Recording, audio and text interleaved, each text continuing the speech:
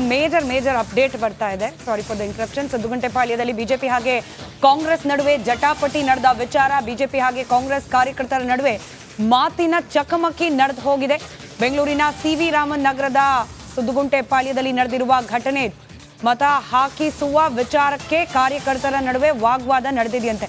ಮತ ಹಾಕ್ಸೋದು ಅನ್ನೋದೇ ತಪ್ಪು. ಆ್ಯಕ್ಚುಲಿ ಯಾರೋ ಹಾಕ್ಸೋದಲ್ಲ, ಅದು ನಾವಾಗೆ ಹೋಗಿ ಹಾಕೋದು.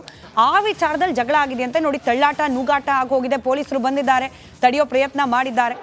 ಪೊಲೀಸರ ತಾಳ್ಮೆಗೆ ಒಂದು ಸಲ್ಯೂಟ್ ಹೊಡಿಲೇಬೇಕು. ಈ ಬಿಸಿಲು ನಡುವೆನೂ ಎಲೆಕ್ಷನ್ ಡ್ಯೂಟಿ ಮಾಡ್ತಿದ್ದಾರೆ, ಅದರಲ್ಲೂ ಈ ರೀತಿ ಆಗಿಬಿಟ್ರೆ ಅದನ್ನು ಕಂಟ್ರೋಲ್ ಮಾಡ್ತಿರುವ ಪೊಲೀಸರು ನಿಜಕ್ಕೂ ಕೂಡ ಅವ್ರ ತಾಳ್ಮೆಗೆ ಹಾಗೆ ಅವರ ಈ ಕಾರ್ಯವೈಖರಿಗೆ ಒಂದು ಸಲಾಂ.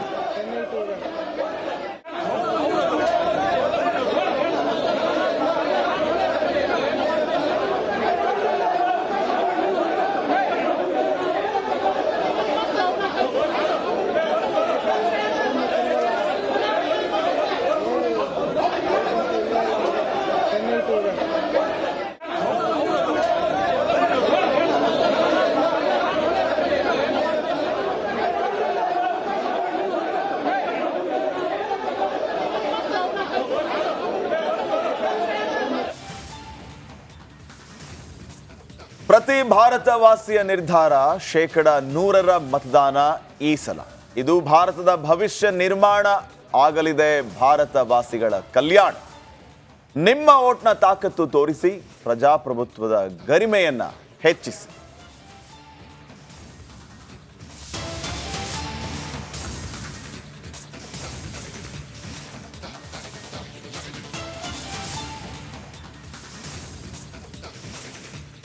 ಸದ್ದುಗುಂಟೆಪಾಳ್ಯದಲ್ಲಿ ಬಿಜೆಪಿ ಕಾಂಗ್ರೆಸ್ ಕಾರ್ಯಕರ್ತರ ನಡುವೆ ವಾಗ್ಯುದ್ಧವೇ ನಡೆದಿದೆ ಮತ ಹಾಕಿಸುವ ವಿಚಾರಕ್ಕೆ ಸಂಬಂಧಪಟ್ಟಂತೆ. ನನ್ನ ನೆಲದ ಭಾಷೆಯು ದೂರ ಬಲು ದೂರ, ಈ ಮನಕಂತೂ ದಾರಿ ತೋರುತ್ತಿದೆ. ಆ ಭಾಷೆಯದೇ ಬೆಳಕು ಬೆಳಕುವ ಬೆಳಕು ಬೆಳಕುವ. ದೂರ ಎಷ್ಟೇ ಹೋಗಿ ಈ ಭಾಷೆಯಿಂದ ದೂರವಾಗಲಾರಿರಿ. ವಿಮಲ್, ನಮ್ಮ ಭಾಷೆ ಕೇಸರಿ. ನನ್ನ ಕೊಲೀಗ್ ಸ್ಮಿತಾ ಈಗಾಗಲೇ ಹೇಳ್ತಾ ಇದ್ರು, ಮತ ಹಾಕಿಸುವ ಪ್ರಕ್ರಿಯೆಗಿಂತ ಮತ ಹಾಕುವ ಪ್ರಕ್ರಿಯೆ ಆಗಬೇಕಲ್ಲಿ. ಸ್ವಯಂ ಪ್ರೇರಿತವಾಗಿ ಜನ ಹೆಚ್ಚು ಸಂಖ್ಯೆಯಲ್ಲಿ ಮತಗಟ್ಟೆಗಳಿಗೆ ಬರಬೇಕು, ಮತ ಚಲಾವಣೆಯನ್ನ ಮಾಡಬೇಕು. ಆದರೆ ಇಲ್ಲಿ ಮತ ಹಾಕಿಸುವ ವಿಚಾರಕ್ಕೆ ಯಾವ ರೀತಿ ಬಿಜೆಪಿ ಮತ್ತು ಕಾಂಗ್ರೆಸ್ ಕಾರ್ಯಕರ್ತರ ನಡುವೆ ವಾಗ್ವಾದ ನಡೆದಿದೆ. ಪೊಲೀಸರು ಪರಿಸ್ಥಿತಿಯನ್ನ ಹತೋಟಿಗೆ ತೆಗೆದುಕೊಳ್ಳೋದಕ್ಕೆ ಯಾವ ರೀತಿ ಪ್ರಯತ್ನ ಪಡ್ತಾ ಇದ್ದಾರೆ ಅನ್ನೋದನ್ನು ಕೂಡ ನಾವು ಗಮನಿಸ್ತಾ ಇದ್ದೀವಿ. ಈ ಬಗ್ಗೆ ಇನ್ನಷ್ಟು ಮಾಹಿತಿಯನ್ನ ಕೊಡೋದಕ್ಕೆ ಪ್ರತಿನಿಧಿ ನಾಗರಾಜ್ ಈಗ ನೇರ ಸಂಪರ್ಕದಲ್ಲಿ ಜಾಯ್ನ್ ಆಗ್ತಾ ಇದ್ದಾರೆ. ನಾಗರಾಜ್, ಗಮನಿಸ್ತಾ ಇದ್ದೀವಿ ಎಲ್ಲ ಕಡೆ ಶಾಂತಿಯುತವಾಗಿ ಮತದಾನ ನಡೀತಾ ಇದೆ ಅನ್ನುವಷ್ಟರಲ್ಲಿ ಕೆಲವು ಕಡೆ ಈ ರೀತಿಯ ಕೆಲವು ಘಟನೆಗಳು ನಡೀತಾ ಇದೆ. ಅದು ನಕಲಿ ಮತದಾನದ ವಿಚಾರ ಆಗಿರ್ಬೋದು, ಈ ರೀತಿ ಮತ ಹಾಕಿಸುವ ವಿಚಾರ ಅಂತ ಆಗಿರ್ಬೋದು. ಬಿಜೆಪಿ ಕಾಂಗ್ರೆಸ್ ಕಾರ್ಯಕರ್ತರ ನಡುವೆ ವಾಕ್ ಸಮರ ಆಗ್ತಾ ಇರೋದು. ಸದ್ಯಕ್ಕಿನ ಪರಿಸ್ಥಿತಿಯ ಬಗ್ಗೆ ಮಾಹಿತಿಯನ್ನ ಕೊಡೋದಾದ್ರೆ ಮತ್ತು ಯಾವ ಕಾರಣಕ್ಕಾಗಿ ಎಕ್ಸಾಕ್ಟ್ಲಿ ಜಗಳ ನಡೀತು?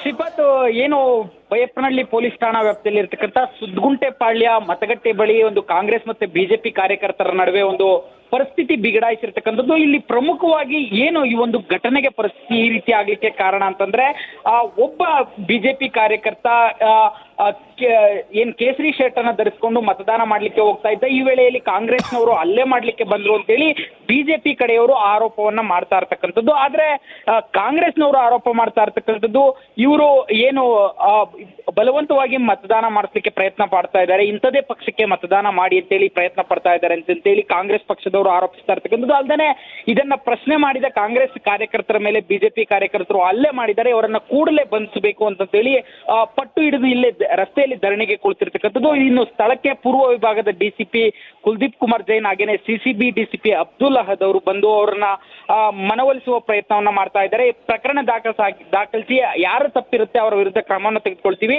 ಮತದಾನ ಮಾಡ್ಲಿಕ್ಕೆ ಅವಕಾಶವನ್ನ ಮಾಡಿಕೊಡಿ, ಇಲ್ಲಿ ಯಾವುದೇ ರೀತಿಯ ಅಡಚಣೆ ಮಾಡಬೇಡಿ ಅಂತೇಳಿ ಪೊಲೀಸರು ಪ್ರತಿಭಟನಾಕಾರರಲ್ಲಿ ಮನವಿಯನ್ನ ಮಾಡ್ತಾ ಇರ್ತಕ್ಕಂಥದ್ದು. ಆದ್ರೆ ಇಲ್ಲ, ಈ ಕೂಡ್ಲೇನೆ ಏನು ಹಲ್ಲೆ ಮಾಡಿದವರನ್ನ ಬಂಧಿಸಬೇಕು, ಇಲ್ಲದಿದ್ರೆ ನಾವು ಮತದಾನ ಮಾಡೋದಕ್ಕೆ ಬಿಡಲ್ಲ ಅಂತೇಳಿ MLC ನಾರಾಯಣಸ್ವಾಮಿ ಅವರು ರಸ್ತೆಯಲ್ಲೇ ಧರಣಿಗೆ ಕುಳಿತಿರ್ತಕ್ಕಂಥದ್ದು. ಸದ್ಯಕ್ಕೆ ಪೊಲೀಸರಿಂದ ಮನವೊಲಿಸುವ ಕಾರ್ಯ ನಡೀತಾ ಇರ್ತಕ್ಕಂಥದ್ದು. Shripad, okay, thank you Nagaraj ಮಾಹಿತಿಗಾಗಿ. Right before we skip into commercial break, Ramakrishna sir, ಇವತ್ತು ಮೊದಲ ಹಂತದ ಚುನಾವಣೆ ಮತದಾನ ಆಗಿದೆ, ಇನ್ನೊಂದಿದೆ ನಿಮ್ಮ ಜೊತೆ ನಮಗೆ ಬಹಳಷ್ಟು ಇದೆ ಚರ್ಚೆ ಮಾಡಲಿಕ್ಕೆ. ಜೂನ್ 4ನೇ ತಾರೀಕುವರೆಗೂ ಸುದೀರ್ಘವಾದ ಚರ್ಚೆಗಳಾಗುತ್ತೆ. ನೀವೇ ಥ್ಯಾಂಕ್ ಯು ಸೋ ಮಚ್ ನಿಮ್ಮ ಸಮಯಕ್ಕೋಸ್ಕರ. ಹಾಗೆ ಉಳಿದಿರೋದು ಕೆಲವೇ ಕೆಲ ನಿಮಿಷಗಳು. ದಯಮಾಡಿ ಮತಗಟ್ಟೆಗೆ ಹೋಗಿ ಓಟ್ ಹಾಕಿ. ನಾನು ಓಟ್ ಹಾಕಿದ್ದೀನಿ, ಶ್ರೀಪಾದ್ 7ನೇ ತಾರೀಕು ಓಟ್ ಹಾಕ್ತಾರೆ. ನೀವು ಯಾರೆಲ್ಲ ಈ 14 ಲೋಕಸಭಾ ಕ್ಷೇತ್ರ ವ್ಯಾಪ್ತಿಯಲ್ಲಿದ್ದೀರಿ, ದಯಮಾಡಿ ಹೋಗಿ ಮತ ಹಾಕಿ ಅಂತ. ಒಂದೇ ಒಂದು ಮಾತು ಹೇಳಬೇಕು, ನೀವು ಹೇಳ್ತಾ ಇದ್ದೀರಿ ಆಗಲೇ ಬೆಳಿಗ್ಗೆ 5 ಗಂಟೆಯಿಂದ ನೀವು ಮಾಡ್ತಾ ಇದ್ದೀರಿ ಅಂತ ಹೇಳಿ ನಿಮ್ಮನ್ನು ಶ್ಲಾಘಿಸಬೇಕು, ನಿಮ್ಮ ಸಿಬ್ಬಂದಿಯನ್ನು ಶ್ಲಾಘಿಸಬೇಕು. 5 ಗಂಟೆಯಿಂದ ಈಗಾಗಲೇ 5 ಕಾಲ ಆಯ್ತು, ಇನ್ನೂ ಬಹುಶಃ ನಿಮ್ಗೊಂದು 3-4 ಗಂಟೆ ಎಲ್ಲರೂ ಹಕ್ಕು ಚಲಾವಣೆ ಮಾಡಿದ್ದಾರೆ ಸರ್. ಅದು ಮಾಡಿದ್ದೀರಾ ಅಂತ ಹೇಳಿದ್ರೆ ಉಳಿದವ್ರು ಮನೇಲಿ ಇದ್ದವರಾದ್ರೂ ಖಂಡಿತ ಹೋಗ್ಬಿಟ್ಟು exactly. Thank you so much.